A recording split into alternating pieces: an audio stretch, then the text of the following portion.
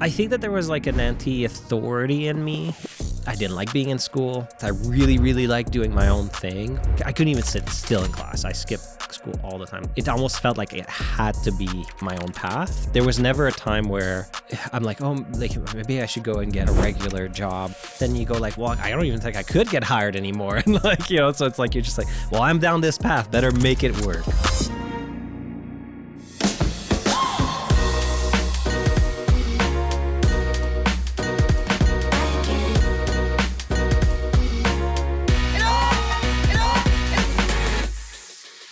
Welcome to the Calgary Sessions. This is episode number 180. I'm your host, Jeff Humphreys. Before I get into it today, if you could please subscribe to this thing or like put up some stars against this podcast, that'd be much appreciated. Today's guest, heard the name for a while, got an email from somebody saying, hey, what do you think about getting this guy on? And so the only research I do is I just like Google to make sure somebody is either an artist, athlete, entrepreneur, founder, and that's it. And so that's how it happens. So please name and who you are. My name is Nic Beique. I'm the founder of Helcim, and we're a technology company in Calgary. Amazing. I told you off camera, I was talking to Darcy at a house party, and I like to have like some read on the guests when they're coming in. Not really like an understanding, just like good person, not good person. and if they're not, they don't show up. But anyways, Darcy was very quick to be like, great guy, get him on. So that's kind of like, that was the extra, just like, geek, make it happen. It's all eyes. No, I hope I meet the reputation. But yeah, Darcy's wonderful from the folks at Zayzoon. So it's what's fun about Calgary and Calgary Tech is that it still feels like an underdog story. So most of the founders know each other. We're really supportive. That's the fun thing. Like it's just like everybody's like 1 degree connected, and you get to kind of like support each other. So that's a fun part. Is there a bunch of you guys? And I have my own company, but the startup world and the tech thing is like, it's like 2 arms length away from me. But is there a bunch of you characters? Yeah, I mean, like, okay, some stats, and I'm probably not like, you probably need somebody from like Alberta government or something to like be able to like give better stats than me. But I think we have in Alberta 3,000 startups now, 60,000 jobs. There's over 100 that have over like 200 employees. Wow. Like it's becoming a thing. Yeah. So it's not going to replace oil and gas. It's just going to like add to the province of diversification. But yeah, it's not small. Yeah, there's a bunch of you. Yeah. Have you seen one of these? I have, yeah. Oh, you have? Okay, good. And the reason I asked that is not for an ego boost. It was just like for context. I'm like, do you know what's about to happen? Yes. So yeah, man, walk this thing back. Where you grew up, how you grew up, parents, siblings, job, school, and we'll just kind of like weave our way to where you are today. And, you know, we'll briefly touch on what you actually do. Like you said, is like, that's just like the end of it all, but yeah. All right. Let's start with, so I was born in Texas. But I was born in a place called Odessa, Texas, and people know it from Friday Night Lights. So you have like Odessa and Midland. They're very like West Texas, oil and gas. My dad and his grandfather were all like oil men. So I was born there, but my mom is from Montreal, and she lasted about 1 year in Texas, and she's like, we are moving. I do not want to be in Odessa. So when I was 1 year old, I guess the house got packed up or whatever and moved to Montreal. So I really grew up French. French was my only language, my first language. Grew up in Montreal, love Montreal, just like the culture and the people. And I've got 13 cousins just on my mom's side. It's like this big French Catholic family. And so I grew up there. And then in my teens, so I was like 12 years old, my dad worked in energy. And so Montreal wasn't necessarily like the best place for that, but Calgary is, right? Mm-hmm. So packed up the family, moved across the country, and moved to the Rockies when I was 12. And that's when I learned English. That's when I got into computers. That's when and so I'm very much like, I've been here. So I've been here 28 years now. Yeah. I'm 40 years old. But Calgary's home now. Like, it's very much like how I associate myself. But like I say, I'm a Texas French Canadian, and I speak none of the languages quite right. So that's quite the like eclectic mix. Yeah. I spend a little bit of time in Texas every year. I go water ski down there, fly into Austin, and drive 40 minutes to this place called San Marcos. Okay. So I've been going for like 13 years down to Texas. So like, as soon as you said, I was like, oh, it's such a unique vibe. I've never been to the Texas lakes, but I hear there's snakes in them. So like, hey, man. Yeah, like homeowners walking down the lake with a shotgun to kill snakes. Yeah, so and then 2 minutes later, you jump in the water to go ski. You know what? I'll stick to the Canadian lakes. It might be a little bit colder, but there's no shotguns or snakes. I'll take it. So ridiculous. When you're in Montreal as a youngster, what kind of had your attention? I mean, for me, big into like street hockey, rollerblading's the '90s. So I was lucky enough that my grandpa had a cabin, and like my mom had 7 siblings, and it was like almost like communal living. So like every weekend, every holiday, every Christmas, every summer, everything, like you were just in Montreal to go to school, and then you packed up on Friday night.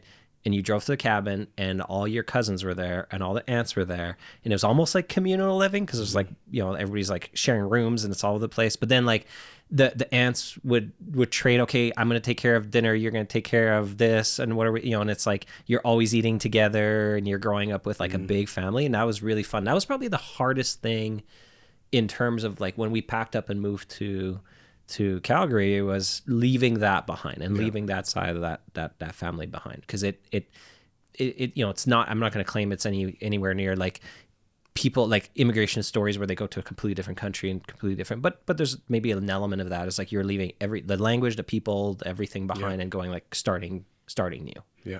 Were you into anything specific growing up? From like kindergarten. How old are you? What grade were you moved here? I would have been grade 7? 6. Yeah, I guess 6, 7 kind of thing. I think 6. I Lego all day long. I still, No way. like that hasn't left. So actually, the Lego got packed up in my teens, like you get into girls and computers and other things. I gotta hide this thing. Yeah, you gotta hide the Lego. I rediscovered it 3-ish years ago. My mom had kept it all, realized how much there was. Oh, wow. And started rebuilding it all. So it was just like bins, but I found the manuals, and we're like, okay, we're going to rebuild everything. And then so we're like, oh, actually Lego has evolved a lot, and there's a lot. And so I've probably bought as much Lego now as I had. Like it's just starting to pile up again. And I've got a young kid at home, and now I'm thinking like he better like Lego because there's so much of it. So was it like when you say that's Lego at a young age, that was it? Like, oh, it was the only toy. Like I was like we do like we did water skiing and snowboarding and the kind of great, the privilege of great sports you get to kind of do as a Canadian, right? But except for that, it was Lego. The other thing too was I was really into architecture. I thought that was going to be like, so like there's still, my parents still have a ton of the sketches of like I would draw houses, like just like ridiculous things with stables and 18 rooms and whatever, but like just massive floor plans. So it's like either I was drawing floor plans of mansions apparently, or I was building Lego. And the Lego stuff was really around taking, like, I like building the set. Obviously you get the set, you build it, right? But that would last like a day, and then it's like take it apart and like add it to the pieces and build something completely new. And it'd be, a lot of it would be influence of like, you're a kid. So like you went to see the James Bond movie or the Stargate movie or whatever it was, a pirate movie or whatever it was at the time. And then for the next month, that was the theme. And then me and my little brother, like, I think I was a bit of a dictator, and I was like, we're doing pirates now, and everything else gets destroyed. And then like it was just be building Lego pirates the next month or two. What'd your parents do?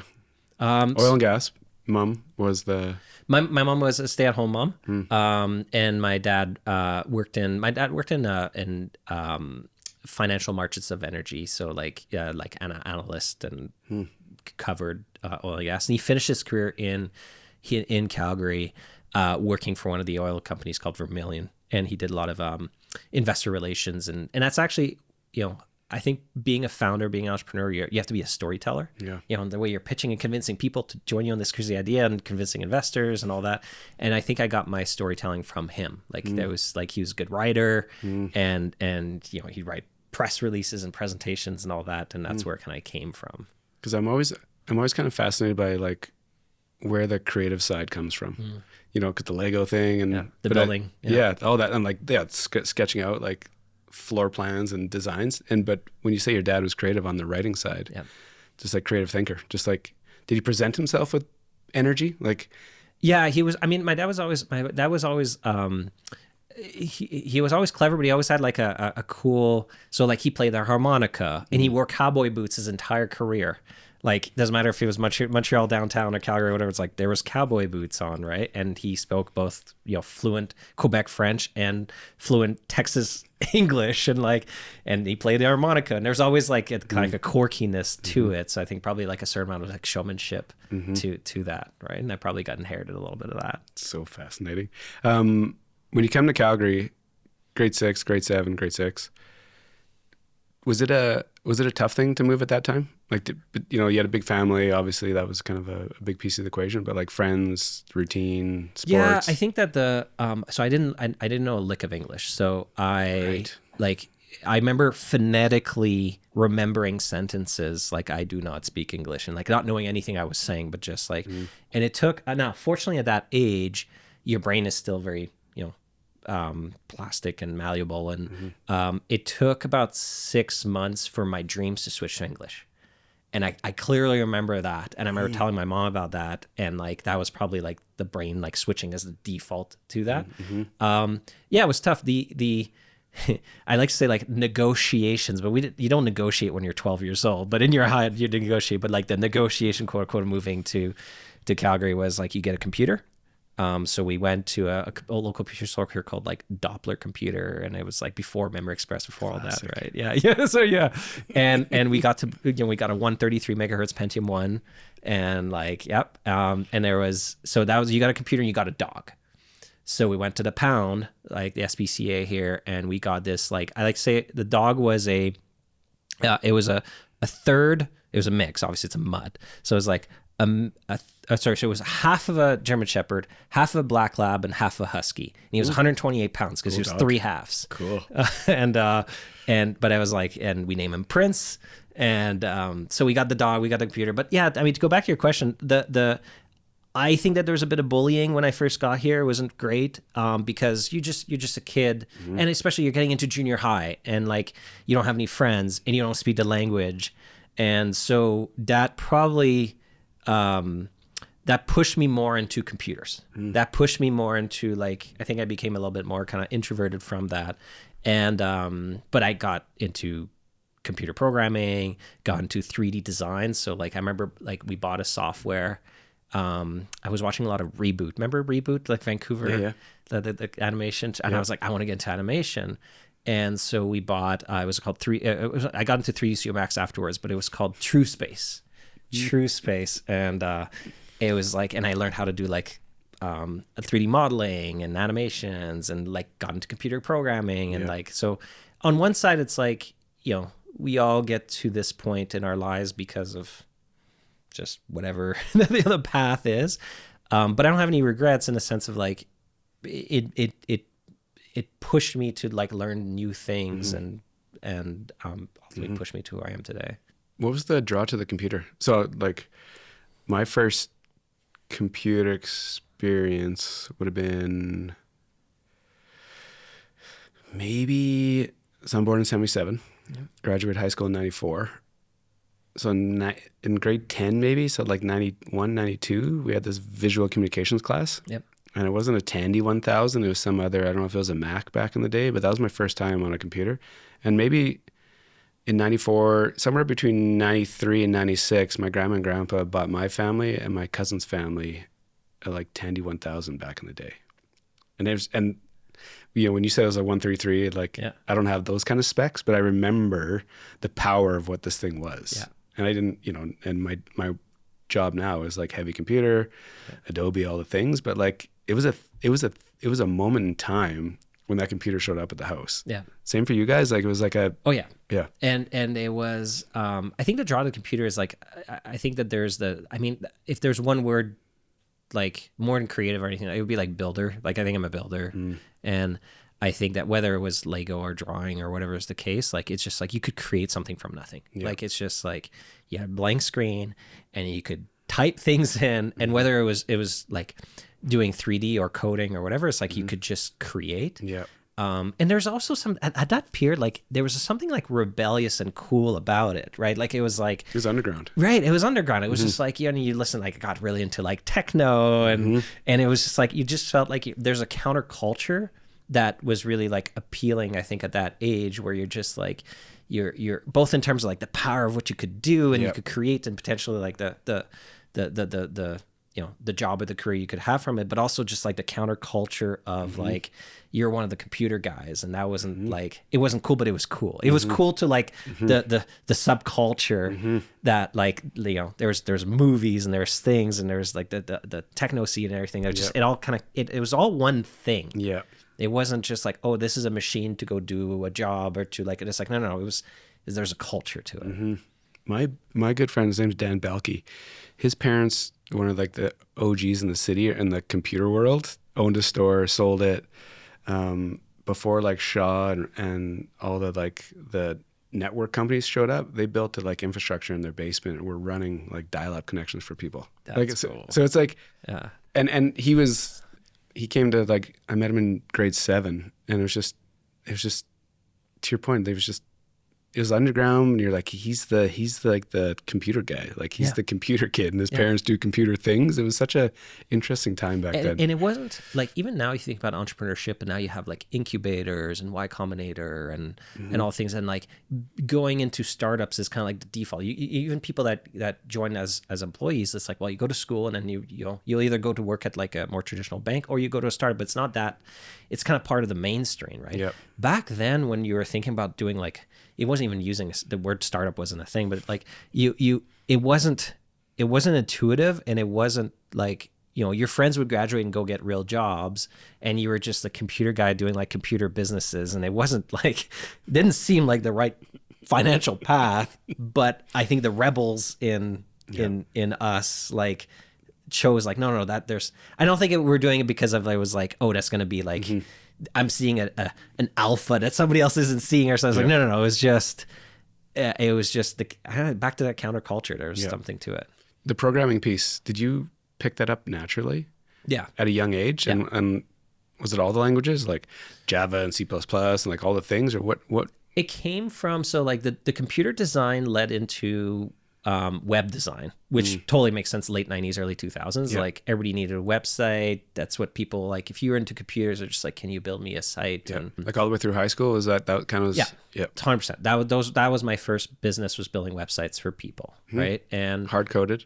yeah, all hard coded, all like, I mean, this is really like aging, be like, Go in the weeds, there's buddy. like Microsoft Framework, I think was like one of those, like, it was like, I forgot the Adobe one, but there was like, you know, kind of helpers to help you those, and to make you make those. And then you get into the code. That's what got me into the coding side. So then it was like mostly like PHP and those languages, because you were just like, well, I gotta, and then you get into Linux, and, you know, to host the servers and set up all that. Now you kind of start getting dragged more into the technical, but it came from a need. It didn't come necessarily from like, oh, I just feel like, I think for me, the design of 3D was more of like just the creative kind of interest.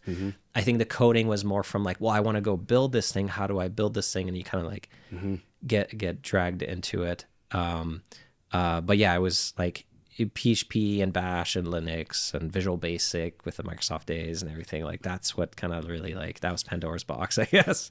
It's such a different part of your brain to have that skill. One of the times I went to Mount Royal, I took computer information systems. Yep. It was like a 2-year coding program, because I had already done like the website stuff at Critical Mass back in the day. And I was like, oh, maybe the coding thing. And anyways, I started in September, dropped out in February, because it was like, it's creative thinking, but it's the math behind it and the syntax and all the things. It's just a different animal. Yeah, and some people just click with it. And it's funny because I think that I've tried to get a lot of people into coding, and successfully for some, not as successfully as others. Yep. I think people see it as, a lot of times there's this weird barrier where people see it like the Matrix. Like they just see the green, you know, he's like, oh, I don't see the code anymore, right?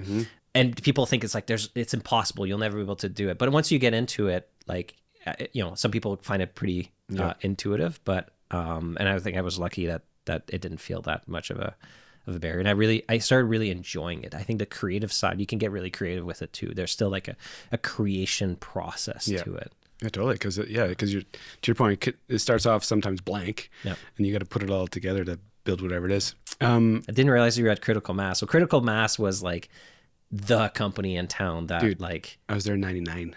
That's early. Yeah, and I remember they had like the Mercedes contract and the like. Dude, Yeah, it's so funny you bring that of all the things to come up. So I started there in '99, employee like 147, 143. My job, one of my jobs on the Mercedes account, was to cut out individual wheels in Photoshop of all the different models.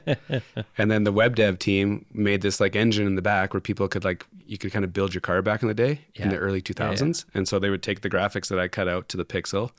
And this is like, and apply the rims to like all the different models. That's cool. And so, yeah, man. So I've been around it a long time in this digital world, but yeah, it's obviously like, it's the foundation of everything that I do right now, which is... I think critical mass had a pretty big impact on the city because it was one of the first true like tech businesses, right? And there's a lot of people that's come out from that. And even like, I remember me and other founders at a time, and that wasn't even a term, we're just tech business owners, I don't know, and web designers, and like, but we looked up to critical mass. That was like, okay, that was the standard. That was like something we could look up to and be like, we could get contracts like that, and we could go do things like this, right? So Mercedes-Benz, $1 million website, yeah, in like 2001. Yeah, crazy. I mean, they had 140 plus people, and they grew really big, right? So that's a hell of a payroll. You got to have some big websites with the big price tags to like pay for that. Yeah, you could do all the numbers. When you were in high school, were you working at all, or was it? Where were you? Like, what were you doing in high school?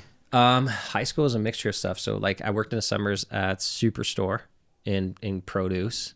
I just remember mostly the smell of garbage of like dragging like rotting fruit to that. I worked in construction, framing. I hated that. I still do. I do woodworking, and I enjoy it like on a personal level, but like framing is not something I would recommend. But at that age, when you're like 16 and whatever, right? But one of my kind of more pivotal jobs was, it's funny because I kind of flirted with things like this, but then I would kind of almost like remember afterwards, like, hey, I'm good with computers. Why don't I just get something to do with computers? And I walked into a local computer store here called Memory Express, which everybody kind of knows now, right? This was not this was their McLeod location at the bank. Like they had it's no longer there now. I think it's like, it used to be a satellite shop or whatever, but it's like, it used to be a bank. But like down the street beside the Taj Mahal kind of restaurant? Yeah, the original one. Yeah. Well, technically there's a smaller one that was like a one block from here. Yeah, that's right. That was like, okay. But that was like the kind of one more official location, right? And they had a static website. So this is like 2000. I'm my last year of high school, grade 12, 2023.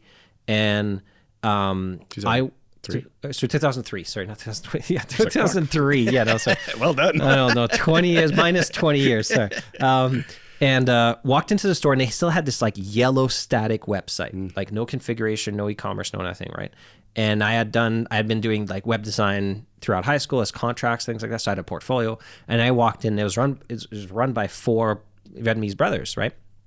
And walked in and just literally said like, your website's terrible, I could do better. And I showed them a website. And to my surprise, they hired me that day for $8 an hour. And they said, come. And I'm like, well, I'm in high school. And they're like, well, just come when you can. And I was like, can I come in the afternoon? So I like figured out a way to like move all my classes, and just like at noon, I'd leave school. And part of how I was able to do that is they changed it afterwards. I challenged, back then you could challenge French and French language arts. So you had like French 10, 20, 30 and FLA 10, 20, 30. I challenged all of them in one test, and that gave me 30 of my 100 credits for high school. And I was like, done. So I ended up spending my last year at high school working every afternoon. I'd finish at noon, drive to Memory Express, and just working it. The first day was awesome because they're like, go build a computer and start coding.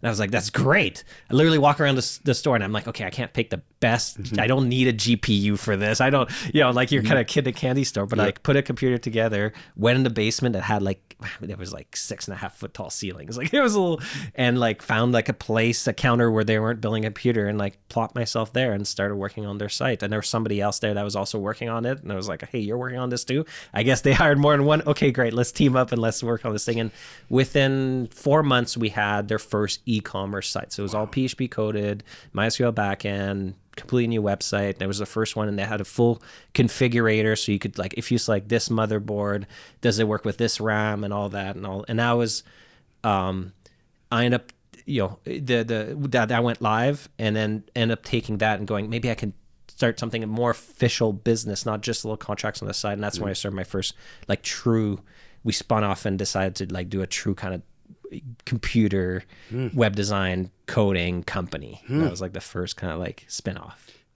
So crazy. Because that's like, that Memory Express was a bit of a game changer in the city. A buddy of mine put me onto it. I used to live with this guy. I used to DJ at this club called the Embassy, and he was one of the door guys there, Tony. Anyways, I don't remember Tony, but I remember the Embassy. Fucking awesome place. But anyways, he bought computers at Memory Express, and so I remember driving to that little place down the street here, and classic. The idea of like building websites for other people early, and then leading to this idea of like spinning up something new, was it a natural thing for you to like do your own thing, like to see an opportunity and go that way? Or was it just, were you just kind of like in a groove doing things you liked and like, let's just... I think that there was like an anti-authority in me where like, I didn't like being in school. I didn't like that path. I really, really liked doing my own thing on my own. And I think it was fairly like constructive behavior kind of thing, right? But like, I just really didn't like the idea of, I couldn't even sit still in class. I skipped school all the time. Like I just had to be doing my thing. So I think that it almost felt like it had to be like my own path, right? And then you kind of get into that, like that groove, and you move along with it. There was never a time where I'm like, oh, like maybe I should go and get a regular job or whatever. Like, and then you kind of go into that path and you go like, well, I don't even think I could get hired anymore. And like, so it's like, you're just like, well, I'm down this path, better make it work. Right. Did the people around you, family, friends, kind of support the idea? Were they worried for you? Like when you're starting this business out of Memory Express, like after you're done there, like, are they concerned about it, or were you young enough that you could take the risk and actually try things? Yeah. I think that my folks were pretty, I think they were like, how we call it, cautiously supportive in terms of like, they gave me a ton of freedom. So I kind of got to really do most of what I wanted. And then they would once in a while kind of check in and be like, are you sure? Like, is this working? Is this what you want to do, kind of thing? And I'd be like, hey, look, I got a $10,000 check to do this. And they're like, okay, you're obviously doing something right, and keep going, I guess. Right. And then it just got, so like, I think that for the most part, I got lucky that I had folks that they just let me do whatever I want when it came to things like that. Yeah. It's kind of, was there other rules though? Other rules you had to follow, like besides like be a good human, show up on time, eat your vegetables? Like, was there structure? But then as far as like outside of that, they trusted you to do it. There wasn't that much structure. They did push me to say like, you should probably get a university degree. And I did that at night. It took me 5 years to get a business degree, and it was just like literally just like, okay, I got the piece of paper now. Are we happy? We're okay. Okay, I'm going back. It was pretty much the thing, and I'm glad they did. I think that's like, I think that was them being good parents and pushing for that. But outside of that, no, there wasn't that much structure. So what'd you spin up outside after you like left Memory Express? What was it? So, I mean, we spun up, it was called Sphere Graphics, and it was, it was web design, e-commerce. We got more and more, we were pretty good at coding. So we got more and more into the kind of development side of the web, right? Like less into the graphics and more into the development side. And that's ultimately where we got the idea. No, we'll get into what we do today, but like that's ultimately where we got the idea for payments and payment processing, because we were doing these e-commerce sites and plugging in the payments was like a big pain in the butt. And that kind of sparked an idea that ultimately became, my baby. But so we did that for a long time. And part of where I struggle was like, you get a client, you get a contract, you do a good job, but then you're like, okay, reset. Now you're worried about rent again. You're worried about, how you're going to payroll again. And that's the downside of the service side of businesses, that you're always like, you're chasing the next contract. Right. And, so, that in combination with the idea kind of like to realize, hey, maybe payments, there's a few gaps in between how we got to that, but that's ultimately what it led to. How long did you operate that? Few years, probably 3-4 years. And then taking night classes, like doing your degree then? Yeah. and at the time, so I got my degree from DeVry. At a time, it doesn't have the same reputation. Back then, it was a little bit more of a better reputed kind of like technical school. It doesn't have as much of that reputation now. But U of C didn't have any night classes. They didn't have remote classes. Yep. That was the only school, and they had a campus in Calgary. So I would take the C train at night and go to campus for the first 2 years, and the rest I did remote. And ultimately got my business degree, and then that was that. And I don't think about it. I got academic probation twice. I finished with a 2.2 GPA, which I think is just enough to pass. School really wasn't my, like, I always saw, and I mean, hindsight, I wish I got it. I wish I decided to go into like engineering or something more kind of meaty. And I think I could have really enjoyed the journey of school. It just, at the time, it was like repulsive. Like I just had no interest, and it was just a means to an end. When you're kind of, I don't know how many people around you were kind of had their own businesses, doing night school. It sounds like a different path. Yeah. Was it a struggle for you to be on that path? Did you just like trust it? Or were you like, did you ever like pop your head up, look around, be like, oh, those people are doing something wildly different. Should I be doing that? I think that there wasn't that many people doing my path. Let's just say that, right? And it kind of felt like, on one side, I really wanted to be in control of my own destiny and do my own thing. So it felt like the path for me. On the other side, you definitely had a lot of moments where, people were going to a more kind of traditional school and living the school life and the parties and meeting friends. And I didn't have that experience, that kind of like university, kind of college experience. Right. And there's some kind of looking at that a bit in envy and going like, well, I've been working since I'm in 14, and like, I haven't really stopped. Yep.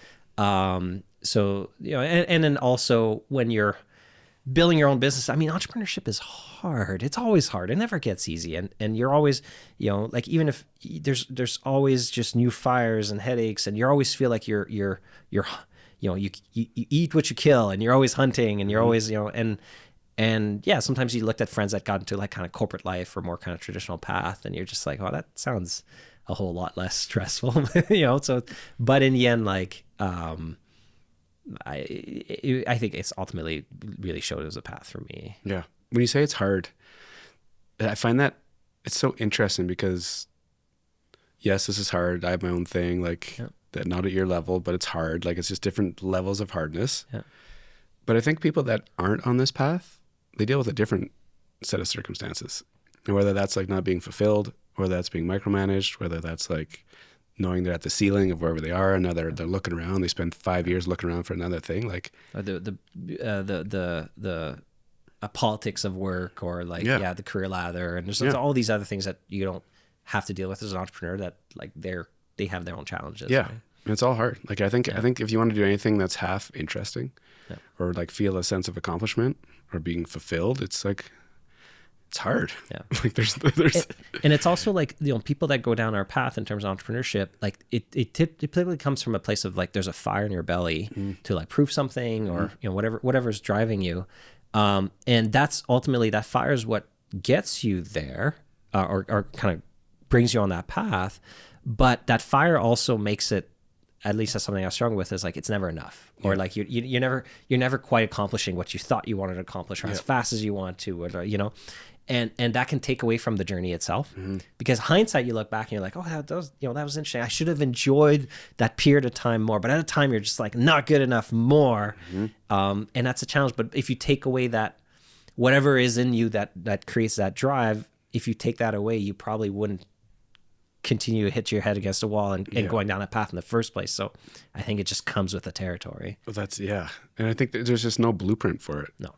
And everyone handles it so differently. And I think I'm like 6 years into my kind of journey on this. Yeah. And so I got a lot to learn, and I've dealt with a lot of things, but it's like, to your point, you get to a point, you're like, oh, things are doing pretty good. And then it's like, oh, no, now they're not. Now you got to figure it out again. You fire. You ran that company for a while, get your degree. Yeah. Then what are you up to? Where's your next kind of pivot? So this is where we really kind of got dragged into the payments world. So is there when you say we, were you working with somebody at the time? Yeah, I had a co-founder at the time. Yep. And somebody I'd met at Memory Express, right? So the other gentleman that was downstairs working on this thing. So, and the original idea was we looked at the e-commerce websites we were building and going, it was essentially Shopify. Shopify obviously I executed at a wholly different scale. But essentially it was like, let's create something that's much more turnkey in terms of like building websites and building e-commerce stores. And then we'll have built-in payments, because that was always the struggle of like connecting the okay, great, you built this e-commerce website, but now you have to talk to the bank, or maybe there's PayPal. There wasn't much at the time. I mean, it was pretty... No Stripe. Yeah, no Stripe. It was really like kind of like tough to kind of go do that. Yep. And we're like, what if we have it built in, right? So we started working on this thing, launched it in 2009, and it was a turnkey kind of e-commerce site. It wasn't as good as Shopify. Shopify was already out. I mean, Shopify is around that time, right? Maybe 2007. It's around that time. There's a lot of iterations. Like, and I think that's what happens. Like, you have these eras where people go, "Oh, Shopify had this brilliant." Don't get me wrong, Shopify had an amazing execution, right? And they deserve the success they have. But it's like there was 10,000 other Shopifys at the time that were all coming up to the same conclusion, saying there's a gap in the market. Let's go do this, right? And so we built the e-commerce side, and when we built the payment side, and that was a journey in its own, because no Canadian bank wanted to partner with us. We're just like in my mid-20s. I'm just some punk kid, and like nobody wants to give you the keys. And we found this. So, but we needed a way to plug in the payments automatically, and we found it was literally through like trying. And there was somebody from US Bank, like literally US Bank, one of the large ones now in the States. We're like, oh, we have this kind of reseller program, and you could white label this stuff, and would you be interested? And we're like, yes, you're the only one saying yes. So like, yes. And anyway, so we launched this thing, and we get 49 clients the first year. And wow, so we worked hard and we got that. They didn't really like the e-commerce side, but they really liked the payment side. They were just like, yeah, we're probably going to use a different kind of e-commerce software, but can we keep the payment side? Like, and that kind of was probably a light bulb moment going like, I think we're better at the payments than we are at the e-commerce. Why don't we do that? Just listen. Right. And that was the first kind of iteration of the first payments business I built. We essentially decided to build like APIs and gateways and some different tools to accept payments, right? And it's pretty early to that. We were a reseller of the bank, so there's downsides to that, which is like we bring our own technology, bring our own customer service, but like you're always on the shadow of the bank. Yep. So they kind of like jerk you around a bit in terms of like pricing or different things, and it was a bit of a struggle, but it was like what we had, and co-founder left and ended up being, it took a while, and ended up being my own thing, and then started finding more success in terms of scale. So this is kind of mid 2010s, right? And ultimately, from 2009 to 2019, kind of over a 10-year period, built that business, ended up getting about 30 employees.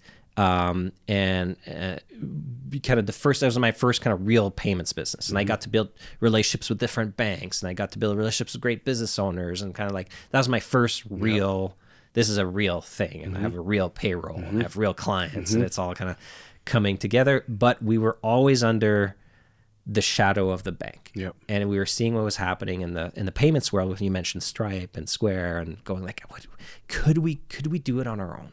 Could we step away from that shadow and kind of launch our own, like our own service, right? And that was like the inception to like what you see today. But I'll stop there. You perfect storyteller. When you grow that from like 30 employees, is no joke, obviously, big payroll, lots of responsibility. How do you manage like all of it? So from either like the development side, the sales side, the HR side, like, what was your move? Were you like, I'm going to do it all? Did you put people beside you? Did you put people in positions to, like, based on what you're interested in or what you're not good at? Like, how'd you grow this thing? I mean, there's so many mistakes. I think that's like you go back and you go like, oh, it could have been so much easier than the hard path we went. Calgary Tech wasn't, we're starting to become a Calgary Tech company, but it still like wasn't as much of a thing. Like, was there any any names you remember from back then that were maybe the first generation of tech would have been like, like Benevity, Smart, Critical Mass, like, but there's not that much, right? Maybe some R-Curve and the guys that spun out from, but except for that, there wasn't that much. It was still like, you graduate and you get an oil and gas job, and, so there wasn't that much talent, but there was a lot of like, this is like the entrepreneurial, and like I ended up hiring, we created this thing called bottom up hiring, which is just like hire super junior people, be the one that says yes when nobody else offering an opportunity. They're going to be super grateful for it, and just give them like a crazy amount of responsibility and see what happens. I think it's funny because like it created two things. It created some amazing people that are still with me today that have like that you know, my CTO is from there, and like, you know, different people that just like kind of just stepped up to the challenge and became amazing professionals from it. And it also created like way more turmoil and way more chaos than like somebody could have come in and be like, you guys are trying to reinvent the wheel. Like, what are you just like, just put this in place and like be done. Like, what are you doing? Right. So it's like a little bit of like, I call it green on green. It's just like super green people leading other super green people, and like nobody knows what they're doing. But, you know, that was our journey, right? And that's how we ultimately obviously built a business that was decently successful from it. Like you touched on earlier about being a service company and always like chasing, you know, like the ups and downs of contracts that all of a sudden end, and then where's the next one? Like, was that all you? Like, was the creating inbound traffic or sales, was that kind of up to you? Yeah. So, I mean, definitely, you know, for a lot of it, like the first 1,000 clients that we have, like they talk to me on the phone directly, and I was answering every single phone call. And I always liked the idea of, now I didn't know what the word was called back then, but like, you know, kind of product-led growth, or like kind of inbound, like create something that's really good, that's really appealing, and have people find you. And I think my web design background helped. So like I'd made the first 7 iterations of the websites, and then we had like online price calculators and all that. And that was all me like coding that. And I knew SEO and digital ads, and like that kind of helped that side of it. And ultimately, so I wanted to create something where it would create this inbound, and then we could like service it really well and let it and feed. And I think that was also the switch from services where I really like, now again, it's called recurring payment or recurring revenue model, but didn't know what it was then. But it was like, you get the client, and as long as you keep the servers up and you do a good job and you service them well, you're making money every day, and you know, month by month, and every client just adds to the pile, right? So I think that there was an early insight to like the beauty of that, even if I didn't know what the terminology was. But that was, as opposed to like you do a good job on a contract, you finish it, and you hope it comes back, kind of thing, right? So that was like an appeal of the business model. Did you trust yourself back then? Because even like, I'm thinking about it, like to grow anything to 30 people is no joke. Obviously, like not a lot of people do that. Did you just trust yourself? Was there any like pinch me moments of like, holy fuck, do I have this? Like, it's funny. I think that I went through a journey where I think that when I was younger, there was like super high unwarranted confidence. You know, it's the beauty of youth, right? You're just like, I know everything and I am so smart. And then you kind of go through like the I think there was a period of time in my professional career, up to like maybe like a few years ago actually, where like I think I lost some of that confidence, because you just realize, you look back and you look at all the mistakes you made, and you're just like, oh my God, I have no idea what I'm doing. I made way more mistakes than I should have. I should have, like, you know, and I think I kind of lost myself in that, and it took a bit to kind of come back and be like, where's the middle here, where it's like trusting your intuition and your judgment and your drive, and then but also not being afraid to bring in advice and bring people that have done it and so on. And I think that it took me a long journey to get there, like a decade. But now I've found the balance between the two, which is like embrace the great parts about what has allowed you to be here, but then also don't feel like you need to reinvent the wheel for everything. And there's some great people that can shortcut a whole lot of experience for you, and find it to like kind of merge together in a healthy way. It's probably like, and could have been shortcutted probably, but that's the journey I had to go on to like find that balance. You've been at it a long time. And some people, it's like, a comment on the grays. Is that what as I'm like hearing this, it's like you've been doing different iterations of this for a long time. Is it, what was your like, what led you down these paths? Was it just like internal thinking? Was it just like you being reflective and listening or seeing things in the market that you're like, and just moving. Like I find it, you've been on this path and different versions of it for a long time. What's been like the driver behind it? And, or is it just the fear of like, if I don't do this, what the hell am I going to do? I think that's probably half of it. I think there's less of that now because I found a certain level of success, but I think that it really came from a place of like, I want to prove that I can do this. And that is like build a successful, and not what that has changed. It's, it was, build something that could pay the bills, and but then build something that could be a success, and build something that could have, employees and create, financial security for them, and then build something that could compete against the Squares and Stripes of the world. And then now it's build something that can show that we can build a big tech company right here. And I think even now, like that changed where it's like with everything is happening with politics and everything. And like, I think this wonderful Canadian patriotism that's kind of rising out of all of us is like, well, I want to prove that I can build a world-class company right here in Canada. Like, so I think that like the what kind of changes, but it all comes from the same seed, which is like proving that you can create a big success. I think I was a lot more materialistic when I was younger, where I think that, again, I mean, you're hungry and you're young and you're like, I want to be able to buy a car. I want to be able to do all these things. Over time, I think that starts switching to like, you see the financial success as a secondary. That's the kind of the pleasant after effect of it.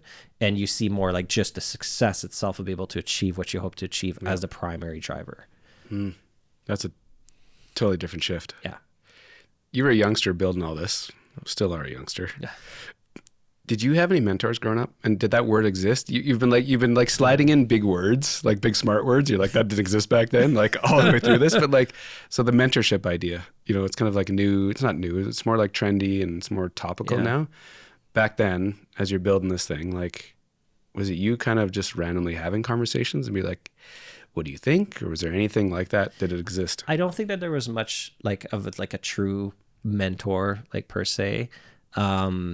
I think that there's people in my life that have been helpful and like help kind of influence. Yeah. I think now more than ever, I have a group of people across, whether it's different CEOs or advisors or things like that, that kind of like, I think there's this fantasy that even I've had where it's like you have this like one mentor that is just like lays the path for you and like, wax on, wax off totally, and whatever, man. Right? And we all look for that person, and maybe it exists for some people somewhere. That would be amazing.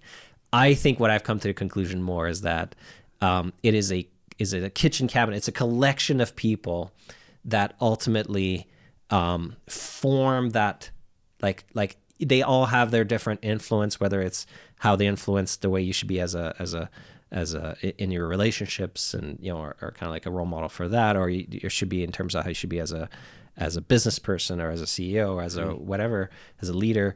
I think that there's like, it's a collection of people that all seed it, as opposed to this one mythical person that I think we all wish we had. That's the first time I've heard that explanation, but it makes a lot of sense. I think that mythical person, I don't know if it's movies, I don't know if it's what it is, but there's that. When I say the word, I'm like, well, who's the one person? But then it your explanation makes way more sense. Yeah, and I think, I mean, maybe, or there's these people do exist, or maybe we can become that to somebody else. But even then, like, I get to meet, one of the privileges of my job now, as being one of the bigger kind of tech companies in town, is that there's a ton of young founders that come and ask for advice, and I wouldn't say I'm a mentor, say to any of them, but I do have conversations with them, and sometimes it's like just one time in passing, sometimes it's recurring, and maybe I serve as like one of those few people that help, but I don't think I am that one wax on, wax off person for any of them either, right? So that when the tables get flipped like that, when people come knocking on your door, the next generation, is that an interesting spot for you to manage? I think that the imposter syndrome kicks in hard. And it's funny because then you start telling your story and where you are and what you've achieved and what you've learned and everything like that. And they obviously like, or at least, there'll be a portion of that react like, holy crap, like tell me more. And then it takes you back and you're like, oh crap, I guess I've become that person that has learned a few things along the way. Right. But I think that the imposter, it's hard. I think we all see ourselves as like that young, when you wake up, you still think you're 20 and then you look in the mirror and you're like, you're not. So I don't know if like there's a point in time where like, you're like, no, I am this wise 70-year-old person. Like, or if we all see ourselves that and we kind of play that role. But yeah. Like the imposter syndrome, it kind of creeps into different conversations on this show. What's very interesting is people can see you operating a certain level. There's probably some awards behind you, and like there's the thing. And then when you say it, you're like, I find that fascinating. But I think most people are like that, you know, like humble, like normal people. And then there's the egomaniacs that don't have that bone in them. Do you think that's I think it's like, it's a skill, and like it's a talent to have that. Do you give that much thought? Do you think about how you operate, or is that just who you are? I think that I think there's serendipity to success and business and everything else. And whether it's like as an artist, as a whatever, right? There's absolutely a serendipity to it. And there's timing and there's luck and there's everything. And then there's like also the perseverance. You hear that word a lot. And that's what kind of overcomes like how many times you roll the dice, right? And I think that most of the people that find success, it's this perseverance where it's like, and that makes it a long and complicated and like mine, like kind of twisting journey that's still ongoing. I'm not done yet. And I think most of that, I think, creates a certain amount of humbleness and maybe a little bit of imposter syndrome, because you've seen the complicated road to get there. Yeah. And I think there's some people that, you know, through talent and luck, will find immediate, fantastic success. And I think that it's harder for those people, trying to put ourselves in their shoes, for them to maybe have as much of that maybe humbleness, because it's you can kind of get in your head that maybe I am so great, and then you start thinking like, maybe if I have found that success, that, you know, like even if you point at like Jack Dorsey, which is the founder of Twitter and Square, and the Collison brothers would found this Stripe, right? Like it's like they have found, and you know, they're obviously very talented, but they have found fantastical success very early, like becoming billionaires. All those people have become billionaires by the age of 30. That is, how much of this do you think they sit down and I would be super curious, and I've never met them, I'd love to, but like how much of it is in their head, like I am just the world's smartest entrepreneur, and how much of it is, I just got really freaking lucky at the right place at the right time, plus combination of my skills and that. And, you know, so I think it's tough. I think that, I don't know where, I think I'm fortunate in a way that, my journey was windy, because I think that people have had that journey kind of, I think, appreciate how hard it is. Yeah. From like smelly vegetables to like manual labor. Like I think those experiences are very interesting foundations, because when you get to a point of whatever level, whatever step you're at, it's different than just like a short win. You know, if you would have lucked out and pulled this off in like 18 months, probably a different energy to you, right? Exactly, right. And if you think about like just like say like acting, like George Clooney, somebody that found success like much later in his career, right? Is like who the hell knows? But like you would think somebody like that might appreciate the serendipity and the craziness of it all than somebody that like found success as a child actor. Yeah. Right. Just because the journey is so different. Yeah. Right. The serendipity piece is very interesting for me. It kind of goes side by side with like manifesting. Do you give that much thought? Do you operate in that space at all, or how does that fit? I don't know if I'm necessarily like the, you know, like the was the secret, or what is like the, you know, like the where you just, I think that what I do believe in is that, I mean, back to the perseverance is just like, I mean, it's like you're never going to score a goal if you don't take a you take a shot, score on goal, shot you don't take, something. Yeah. There's the French. I know exactly where you're going. So I think that maybe the manifest destiny is more just about, because you just are so driven that you're going to make it happen through sheer trial and error.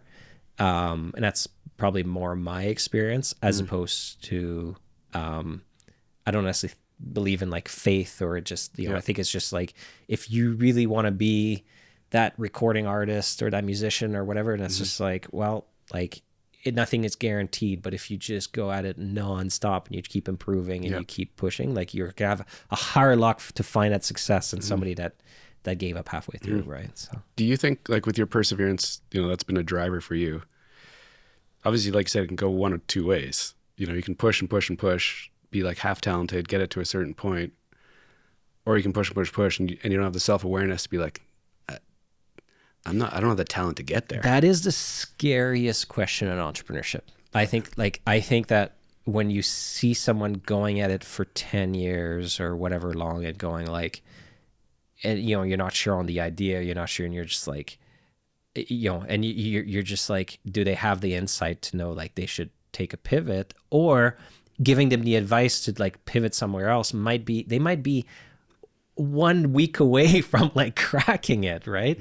And I think that's tough because I mean, there's probably a range. There's some truly bad ideas that there's like, but I think that, and that's the part where it's like, I think I'm very careful to give advice there of somebody saying like, this is a bad idea, this is a bad industry or bad, because like you can find success anywhere. And, who am I to like potentially like after all that work like take away from, and I have absolutely seen people like overnight success is 10 years or 20 years in the making, and you're just like, you were just at it and I didn't know if you're gonna make it, and oh my god, you turned this to a big thing, I was totally proven wrong, right? And or maybe they'll end up being like 70 years old and going like, why didn't somebody stop me? And like, that's life. That's what sucks about, that's the beauty, and what sucks about life is you just don't know. And like, that's why maybe you just have to try to enjoy the path, or the journey, because the outcome is not guaranteed, period. And it's hard to do that, hey? Like, it's hard to your point earlier about like, did you spend enough time actually acknowledging what you've done, an accomplishment or a moment in time? It's really tough to just like sit there and be like, oh, this is kind of cool. Like, just for a second, just be like, pat your back and take it in. I'm so bad at that. I'm horrible at that. Like, isn't it weird though? And you and I stay connected in 30 years, have a different conversation, and maybe you'll be at a point you'll be like, yeah, my feet are up. I can look back and enjoy this thing, but maybe it's 70. Yeah, I don't know. I think that, I mean, obviously with on the business side, people will find literally exit events, right? Whether they sell their companies or they go public or whatever is the case. And then I think that, in speaking with people that have had that does seem to be a moment in time that like a lot of people talk about like crying on the other side, or just like this huge weight lifted, or just this like, just kind of rewiring. There's also like, there's a great book called The Messy Middle, and it's fantastic. And it's all like little chapters that talk about like tons of advice. And there's a whole, the last section of the book is about founder identity after selling your business. And like, it's just because apparently it really makes sense. It messes with your brain, because you're so wired to go, and after like, you're like a dog with a bone that finally catches a car and just has no idea like what the purpose of their life is anymore, right? So I don't know. I hope that there are true moments of reflection that kind of come in the way. So you run that company for a while, and then the new version, like, where is it kind of like, what do you do? So you have 30 employees, this thing's kind of working at whatever level. It's either like you're blowing the doors off of what you thought it was going to be, or it's just doing this thing. What's the pivot? So essentially, without getting too much into the technicals, but we convinced, I literally, we're talking to our banking partner and saying, like, essentially in a moment of desperation, I literally said, I'd been trying to convince him for years to like, give us the keys to go and become our own payments company, right? So you still have to be backed by a bank.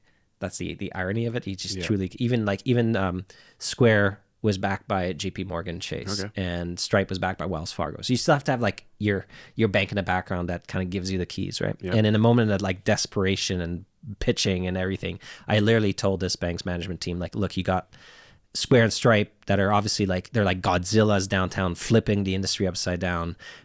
Yes, you might create a monster out of us, but at least we'll be your monster. And like, it's just like any pitch just to get them to say yes at some point. And so that's the one that actually, like, I think helped make it click. And they said yes. This is 2017, and we're like, great, we're gonna go be our own payments company. We're gonna get out of this shadow and be able to like do it our way.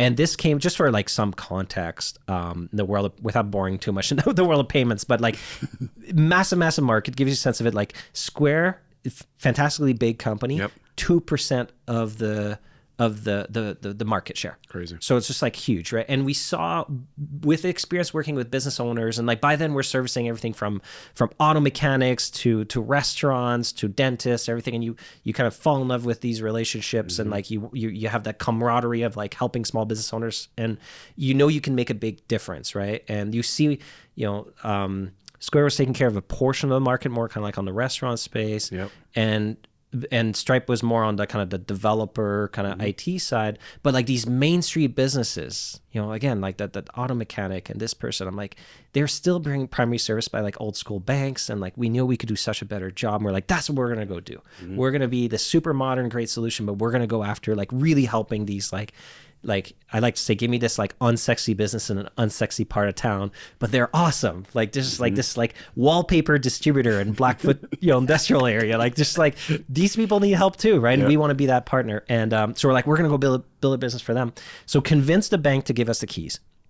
And it's 2017, and they said like first one through the door is going to get bloody. So like it's going to be like a hell of a ride for you to like be able to like, because we wanted to handle everything. We wanted to be able to like underwrite and fraud and risk, and like we were just like the hardware, the software, like we're just going to do everything. And like that's like that like blind ambition. And I'm like, it'll be easy. I'm just going to hire a bunch of more coders, and me and them are just going to go code like crazy. It'll take us like a year. We'll build this thing, and then we'll launch. Right? It took 3 years. So it turns out like building a payments company from scratch is really hard. And like I coded over 1 million lines of code myself, and me and the team were just like, we just went at it. Right. And it was literally just like blindly, And then the old business was kind of like funding it. Right. So like, so it was kind of like, we were kind of like our own seed investor and doing that. End up selling that back to the bank, and like it's 2020, the pandemic hits, but we're ready. We've been working on this behind the scenes, and we're like, okay, we're launching, and this is the Helcim that you see today, helcim.com, and that's like the payments, and everything was on fire for first a little bit. It was just like we bit off a lot. And we really had to chew through it, right? And like people really like the promise, because our mission is to be the world's most loved payments company, which is an oxymoron because nobody loves our payments company. But we're like, no, we can make something really different. And people love the promise and like what we want to deliver, but they're like, hey, like I'm not getting my money for like 3 days, and this is not like there's bugs and like and so we just had to kind of chew through everything we had bitten off, and then the business started to really like take off. And we were still doing it all with our own money. So like bootstrapped, right? But like we're trying to be like a payments company, which is like a massive undertaking across Canada and US with hardware and all the nightmares of like the certification, the logistics and all that, and all doing it like on ourselves with our own dollars and everything. And it was my CFO, Marge, that came into my office in late 2021, kind of early 22. And she's like, we got to get investors. Like, this is stupid. And then I was like, what's a VC? How do you raise money? Like, we're a little late to the party. And ultimately, like, so we started going down that journey and like raise our first round. And then, so like, that was, but like it came from a much more like bootstrap, maybe part of that counterculture of like, to the point where it's like, okay, we got to learn some of these lessons. And like, if we're going to make it the success and the size we want to make it, like we got to go and get deeper pockets to help us. Is that intimidating to go down that path? Like and to your point, like late to the party, I know nothing about this shit. So like but when you say it's like 2021, I've been hearing about that idea for a little while. Yeah. Did you trust it? Were you nervous about it? Were you like, I'm letting go of everything that we've built, I'm like, I'm losing control, or like, Yeah, because you have a board of directors all of a sudden. When you bring in investors, like, you know, there's corporate governance, and you have to do your reporting, and you have to do like that was definitely hard to let go as an entrepreneur, because like I used to be 100% in control and do whatever I want, and then all of a sudden it's like you're still in control, you're still a founder CEO, you still have a lot of leeway, but you know, you have targets, and you have investors, and they literally, like, you know, we've raised about $50 million of venture capital so far, and it's like people have given you $50 million to, and they want you to do something big with it, and you want to do something big with it, but like there's a lot of pressure that comes with that. Yep. I think that the fundraising, the first time I you know, raised capital, you know, so you're pitching these investors, and you're flying to Toronto, you're flying to, now this was, you're doing a bit of flying, but it's also during the pandemic, so you're doing a lot of like Zoom. You used to joke like you kind of like they duct tape you to a chair for 4 months, and you're just. It's funny because on one side they're very smart people, they're very sophisticated people, but they're also they will never know as much about your business or your industry as you do. Yeah. Right. So you realize that like you're crash coursing these people writing like big checks into it.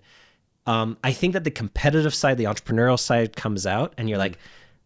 Now that like I don't even care about raising capital anymore. I just want them to say yes. Like you just like that comes out, right? Yeah. You realize that the storytelling that can make you a great founder, and also is great for raising capital, right? Yeah. Obviously you got to deliver on that story, Yeah. but like, you know, helping paint a picture of the world that you see, and how that, you know, the money you raise will help you kind of pull the future forward and make it all happen. And like, you have to be like, finding that balance between being like crazy optimistic about the future, but crazy realistic, because they will hold your feet to the fire about the present. And that is something that is like, it's hard to do both, right? Because you have to be like, you have to really, really be optimistic and like always think the glass is half full about what it can be, but super, not pessimistic, but realistic about like what it is now and where are the shortcomings and what you have to go fix and everything like that. And that's a really hard thing to navigate. There's some stereotypes around about like coders. Yeah. You know, dark places, very like introverted, very like just all the stereotypes. Yeah. True or not true. For you to be the coder, but also have the chops and the charisma to actually like go on camera, go face to face and sell the story. Interesting combination. Yeah. And did you know you had both, or were you, when you were like put into the situation to sell this thing, sell the story, did you just like have it in you like, oh, I got this? Yeah. It's funny because I mean, nowadays I don't code that much anymore. Yeah. You know, they don't let me too near the code because there's like, you hire. Isn't that these crazy though, right? Like well, that's your jam. And then all of a sudden you're like, fuck. Yeah. But you know what? Like you hire these amazing people and you're like, oh wow, they're like 10 times better than I am at it. But hey, it got us here. So like now they have to clean up my mess, but that's fine. It got us here. I think that it's funny, like even like public speaking. So like I remember having to present at school, university to like a class of 20 and like my hands were shaking. Yeah. And like really not feeling like natural at all. And but then you do more of it and you do more of it and you do more of it, and all of a sudden like the biggest crowd I've presented to was like 3,000 people. And you don't blink anymore. You almost look forward to it because you're just like, I got something to say now. There's an audience that wants to hear it, maybe. So I think you can learn it. Yeah. And I think the storytelling part, obviously, like it packs up from the childhood and everything like that. I think there was the seed of it was there. Yeah. And then you just have to like work that muscle to build it into something great. But I do think that, I mean, you see a lot of startups, especially in tech, where you have like, that's why they really encourage like either like co-founders or 3 founders. Like they say like, ideally you have like 3 people that bring really different and unique things to the business. So you have like the very technical person, right? Obviously that's going to like make the technology happen. You have the salesperson that is going to convince all the clients and the investors, when that usually becomes, you know, more likely the CEO or so on, right? And then you have like the operator that actually like keeps the glue all together and can handle like HR and things like that. And I think that I was lucky that like, I think that ultimately my my sales side, my CEO side is probably ultimately I've learned that I think I probably didn't want to admit this because I was proud of being a technical founder, but I think that's a stronger side of mine than the technical. There's obviously like much more talented engineers. I've learned that I'm not the world's best operator. Like I don't like getting deep into details of like, I like 0 to 1. Yeah. I'm a systems thinker. I love the idea of like, hey, this team, is stuck or needs to like, and it's like, okay, how do we creatively think about like, how do we operationalize this? How do we build a system around this? How do we do that? But then I want somebody else to actually do it and actually like, keep up with it every week. And, I'm that's less of my strength, but you see that in startups where it's like, you'll find co-founders that kind of complement those skills. And then ultimately that could be like a really powerful thing to a company, but it's hard to find. Where you are today, all this different experiences, you're playing at a different level. Now you understand like the raising capital game, like all the lessons you've learned. When you back it all up to like when you're in that basement of Memory Express, not knowing shit, like just, you can code and you have a cool idea. Does it all kind of make sense to you? Do you ever catch yourself? I don't know how often you actually like go back and connect all the dots and think about it, but what do you think when you think about this journey? It's funny because I think I look back and like, it's easy to connect all the dots and be like, oh, well, this led to this and this lessons led to that and so on. But I think when I look back, I just see a whole lot of like complicated lessons that could have been shortcutted so much faster. But ultimately that's like, I mean, I think that's founding a business or building a business and all that is like one giant tuition payment that you have to kind of like, or maybe like make in chunks or whatever is the case, right? Yeah. It's like there isn't, and there's people that have learned those lessons, but then every situation is different, right? And you have to be, and I think that's when I was talking about like finding the balance between like being willing to learn lessons yourself and like trusting yourself, but also bringing in people that can like shortcut that. Yeah. There's no like perfectness of both, right? Because people can come in with like playbooks, quote unquote playbooks. I'm like, oh, I've been there, done that, seen it. Yep. And then apply it to a different business or a different industry and it completely doesn't work, right? And you see that a lot, right? Like kind of professional CEOs and professional things coming in. It's like, oh, they build that company to this, whatever, they come in and it just doesn't like, it flounders. And it's not because they're not smart. It's just that like, you have to find a balance between like knowing the obvious pitfalls and the obvious lessons that can be carried over, but also just trusting your intuition that like a lot of this stuff is just going to be completely different and you're just going to have to go with your gut and try to make it work. Which is as you're talking, it's like the segue, which was like perfect, was like, do you plan out 5 years, 10 years, 7 years? Do you have that in you, or is it, and you were alluding to gut and intuition, like how do you blend those together? Well, now you got a board and you got all these things, you got checkpoints, like how does it all fit? We have something called a master plan and it's a 3-year vision. So 3 years is probably what we plan to. Yeah. And like, it's more of like aspirational of like, we look at the market, we look at the customers, we look at the things we want to build and going like, this is where we'd love to go. And then there's like big long-term aspirations in terms of like the size of the company we want to be, how international we'd love to be. Yep. I'd love to take the company public one day. I think that's another one of those like people, the public markets are weird because it's like, moments in time and all the pressures of that. And like, is there enough, you can raise capital in the private markets. Anyway, it gets into all that. And for me, it's just like, I just want to go through the learnings and the craziness of being a publicly traded CEO. And like, it will probably be nightmares and craziness, whatever, but like, I want to experience that as well. And that's where it's like, cause I want to be able to like say I've done it and learn from it. Yeah. And I think that's exciting. If that happens, and when that happens, when that happens, and then are you prepared to then have like another idea? Like, are you prepared to either like not walk away, but like that's a different ball game? You know what? It's funny because I think that there's two ways to look at that. There's a way, obviously, if you want to go into like, there's businesses that are so far apart. Like if I want to start building nuclear reactors or get into like algae farming. It's like, yeah, I should probably start a different business to go do that, because like trying to justify the two together might be a little bit far-fetched. But I think a lot of the ideas and the things that get me excited are within the circle of what we do. So then the grandiose of it becomes more like, well, what if we could get into like that and build this kind of software, and also like, you know, get into a little bit more of this market, but it's all kind of adjacent. So I think that most of the stuff that gets me excited right now is within the realm of like what is realistic with that.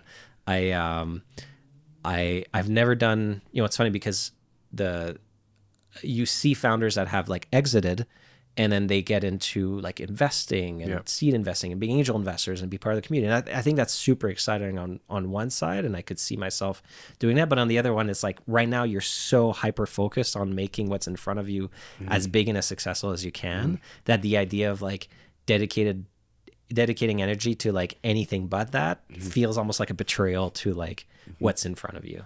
When you started this, do you think it would have taken you would have got here quicker? Do you think it would have taken you, did you think it would have taken longer? Where's the timeline fit? I want to believe, and I think that's true for most of us, that like if you were to like reappear in your body with your memories, probably pretty shocking, like 20 years ago or whatever, right? And we still wanted to go down the same path. I think that the road there would be much faster. And I'm sure it's be the same for you as well. But then it's a weird, you know, time is the only thing that's finite. And so it's like, it's a weird thought, because in the end, like you can't spend too much energy on it, because then you'll just have regrets of like, you didn't do this faster. It's like, you got to count your blessings of everything you learn and where you are, and hope that you still have a ton of time ahead to like ultimately get to where you want to go. We've talked about Square and Stripe a little bit as what'd you call them? Godzillas? The Godzillas in the streets, yeah. When you have your idea and you're going to play in that kind of world, what gave you the confidence to be like, no, I think I can be a player in this space? Because it's like, that's a different ball game. Did you just like, did you trust yourself? I think that's the, I'm going to go back to like that counterculture, the rebel in me or whatever, where it's like, you have a fire in you to prove everybody wrong and prove that it can be done. Prove that it can be done in Calgary. Prove that it can be done in Canada. Prove that we can do it. Prove that we can think that big. And I think that whenever you're pitching an investor or whatever, and they give you doubt about that, it's like, they're too big, you're able to win, or you know. And I mean, the main thing too is like Square and Stripe, like they, you know, certainly like have a big influence in the industry, but like the main people we compete with are the banks. And like, and then you have a little bit of that chip on your shoulder where it's like they all said, or most of them said no. And now you're at the table and going like, well, I'm here. It took a bit, and I'm ready to compete. Remember me? Remember me, right? So I think that's like, I think there's an element of that in all entrepreneurs. And just to prove, and I think that's a healthy thing. We need more of that in Canada too, right? I think we're too quick to, we can be too quick as a nation to just like piggyback on U.S. counterparts and not think we could do, like we could have our own cloud providers here. We could have our own big giant companies providers. So we could have a lot of stuff right here, you know, like the bigger movie industry, bigger everything. We have the talent, we have the brains, we have an amazing nation, we have the resources. I think that we just need a little bit more of that ambition to go and do it. Do you think that the tech scene, like if this just has to get a little bit bigger, needs just like keep growing to get to that point where, you know, somebody takes a big swing? What you need ultimately for like, when you look at like what's happening, say in like Toronto, which is maybe a decade ahead of us, and obviously the Valley, which is like 40 years ahead, and you know, you need some big exits. That's what you need. So you need company like ourselves to go public, Zayzoon and Neo, and you know, all the new ones that are kind of rising. And when they have those big exits, what happens is they reach a certain level of success, right? An exit could be like either they sell or they go public. You know, what happens is that, you know, you get a ton of financial wealth that goes into those. It's not just the founding team, but like the first 100 employees or whatever, right? Like just, you know, kind of generational wealth can be created. And then what happens is that, not everyone, but you're going to get a big chunk of these people that are going to go like, I want to reinvest it back into the ecosystem. And that's when you go, you know, Toronto has over like 100 different angel investment groups, and the Valley has, hundreds and hundreds and hundreds, right? And Calgary has, like a dozen kind of thing, right? Yep. But what happens is that when those events happen, all that money, or like a chunk of that money, gets reinvested back into more startups and more, and you give $100,000 check to 2 founders out of school, they will stretch those dollars. They'll eat a lot of ramen noodles, and they won't live in a nice apartment, but they will make that. So like those dollars can go a really, really long way in terms of like the foundation of like a next generation of companies. So Calgary is probably like 5-ish years away from, I think, seeing some of those kind of bigger ones kind of happen. And then that's going to be, I think, so within, I think 10 years, you're going to see a multi kind of generational tech scene with a whole lot more investment dollars flowing into it, because those founders have an interest in, if somebody from the Valley or somebody from Toronto might not necessarily default to like, I'm going to go look for startups in Calgary, right? Yep. It's not even a rational thought. But then like, if you're from here, you're like, no, I want to make my city successful. I want to make all these people, and all the people I know, the cities, and this person's son and this person's daughter, and I'm going to help them. And like, it's irrational in a way, but it's like, it's how, things are built. Yeah. The way you process things and think about things, is it like an evolution for you of like thinking bigger, thinking differently, and whether it was like find the first client, get the first paycheck, buy the first car, and did you just get to a point where you start thinking differently? And is that because of the people you're around? Are you reading things? Are you digesting things? Like, how do you get to a point where you can think differently like that? Yeah, I think it comes from, I think I envy people that just are giant, they're just, like a 21-year-old kid out of school, and it's just like thinking that big day one. But there's some people like that, and you admire that. And some of those people, I think, have a disproportional chance of like, because they don't think almost in steps. They just, then there's a bit of that manifest destiny, right? I think I've gone there over time. And I still, even like you think about it, I bet you I can watch this episode 3 years from now, look back, and my thinking was small. And I can go back to another episode 3 years ago and go like, I was thinking too small. And like, so I think it's just like you naturally find more success, things keep growing, and then it's forcing you, first of all, you operate with people that have had a similar level, so you're having more of those conversations, and you have to start thinking about like, well, what is the next step? What does the next 3 years look like? And what does the city look like? And what so I think it just forces you to in that mindset. Thanks for doing this, dude. Thanks for having me. Really cool. Thanks for having the conversation. And that's why I don't do any research, because like just to hear for the first time, it's such a fascinating experience for me, just to like, because I'm almost like visually putting these dots. Like I have these like, when you talk about Montreal to Calgary, I had, the first thing I draw in my head is this like map and this like car going across, and I have all these like markers of your story now. So thanks for doing this. I end the show with one question. When I say Calgary, where's your head go?